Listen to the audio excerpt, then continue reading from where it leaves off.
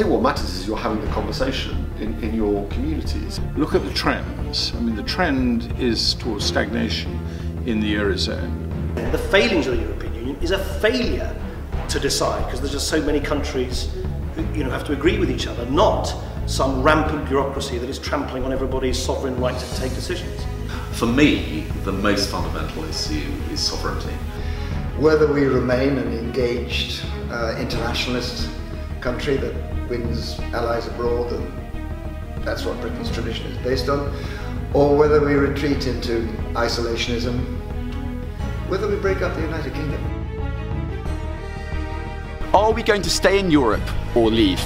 Welcome to TAP TV. Today we're talking about the EU referendum taking place on June 23rd. We have interviewed politicians, national campaign leaders and student campaigners, and hope to give you a rounded insight into the main arguments and points of tension in the debate, so that you can make a more informed decision when Britain goes to vote. Mr. Lyons, what is the financial burden of Britain's involvement in the EU? Well, the financial burden can be measured in different ways. It's the direct financial contribution, and that's probably somewhere between 10 to 20 billion pounds per annum, depending on the performance of the economy and how sterling's performing. So some people net it down to 350 million pounds per week. What do you think the impact of leaving the EU would be for British migration? Well, first, in terms of migration, the important thing is that migration is good for an economy, but also it's vitally important and in economic terms completely justifiable to limit the scale of migration. In fact, here at Cambridge, Bob Rowthorne from King's College produced a very good pamphlet or booklet at the end of last year looking at the impact of migration. Migration keeps wages suppressed in low-skill sectors, but more importantly maybe it adds to pressure on public services, housing, hospitals, schools, waiting lists. And therefore it's very important to say that while the economy has benefited from migration, the economy will not benefit from unlimited migration. So we need to control migration, and the only way to control migration is outside the European Union. What would you say to people who don't really know which way they're going to place their vote? Because you look at a lot of the content that's produced by the Leave campaign when they look at economic arguments, and to an outside spectator who's not really made their mind up yet, it looks as if both the Leave campaign and the Stay campaign both provide quite sound economic arguments about what their plan would be afterwards, because they say we have quite a few leaders of industry who are behind the campaign. To someone who is looking at it from an outside perspective, who doesn't fully appreciate the nuances of the economic arguments, what would you say to them so that they come to a decision? I think I'd say two things. Actually, the problem with the Out campaign is they haven't given us a model of what it would be like outside. They've not provided any kind of framework. I know what their secret framework is. I know the truth that will not dare to speak its name is they want to make Britain into something like Singapore. Completely free market, no regulations, everything privatized. That's what they're heading for. But they've given us no model at all about what it would be like. There is one person who would like to see us leave, and his name is Vladimir Vladimirovich Putin. The reason why I have decided that Britain would be better off outside the European Union is because too often I've found that we've had to do things which are against our national interests because we're told to by the European Union, or we're prevented from doing other things because the Union says we can't. I want to reassert the right to self-government and for Parliament to be the sovereign government of this country, and that can't be done unless we leave the European Union. The European Union does impose laws.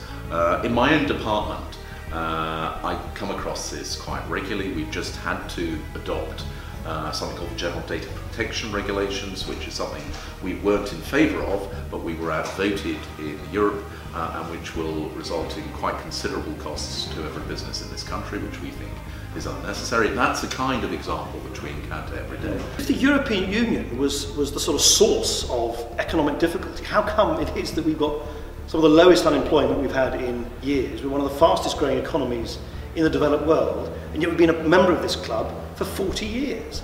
And of course the problem is what the people like Dan Hannan and Nigel Farage and all these people can't answer is this, is that if you exit what is the world's largest borderless marketplace, you're clearly not under any scenario going to get the same amount of access to that market that we currently have. So of course it's going to have an effect on trade and on jobs. And they've got to answer, how many jobs are worth their sort of obsession of pulling outside of the European Union? I don't think losing any jobs is worthwhile. And it's not they who will suffer. Farage, Hannon, they're not the ones who suffer. It'll be ordinary working people. Their livelihoods will be hit.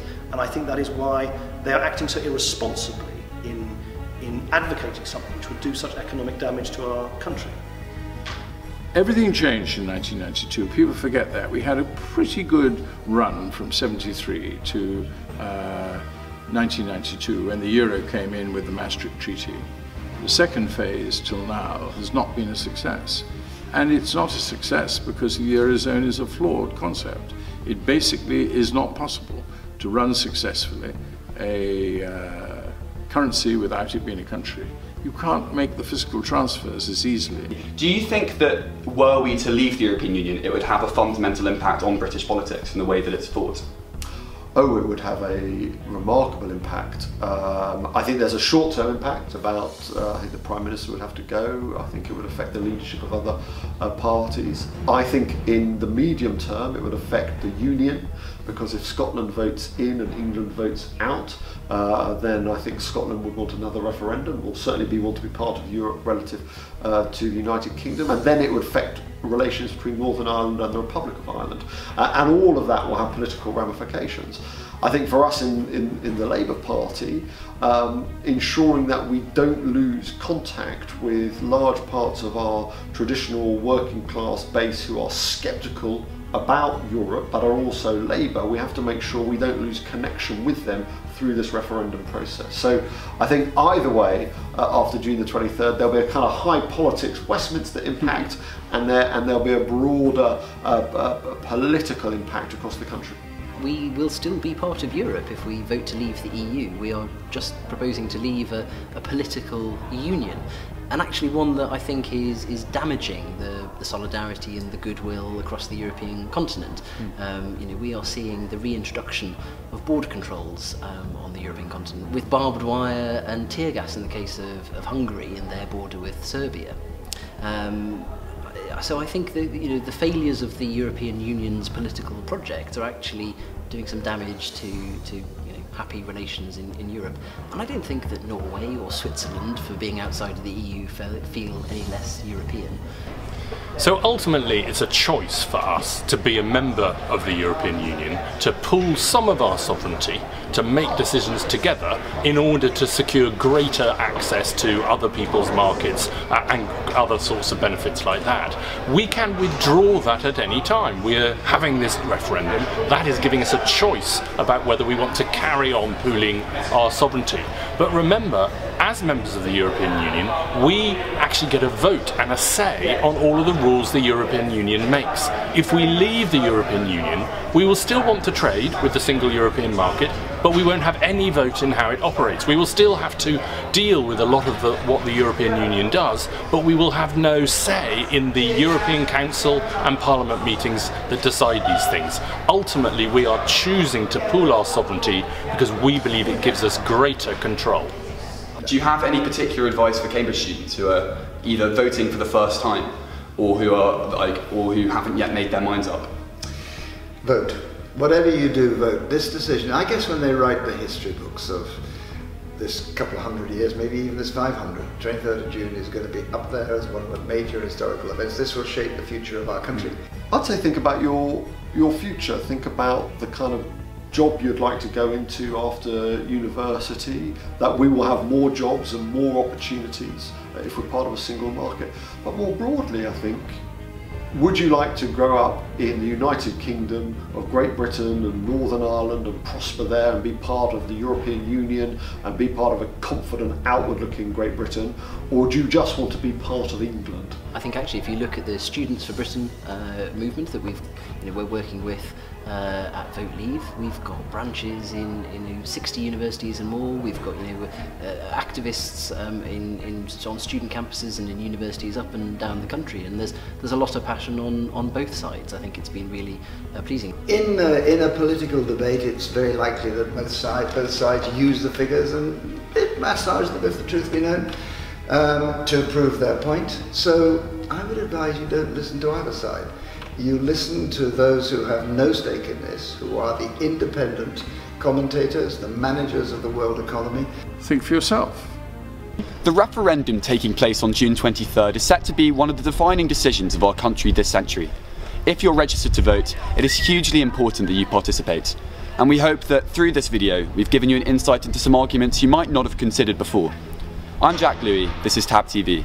Thank you.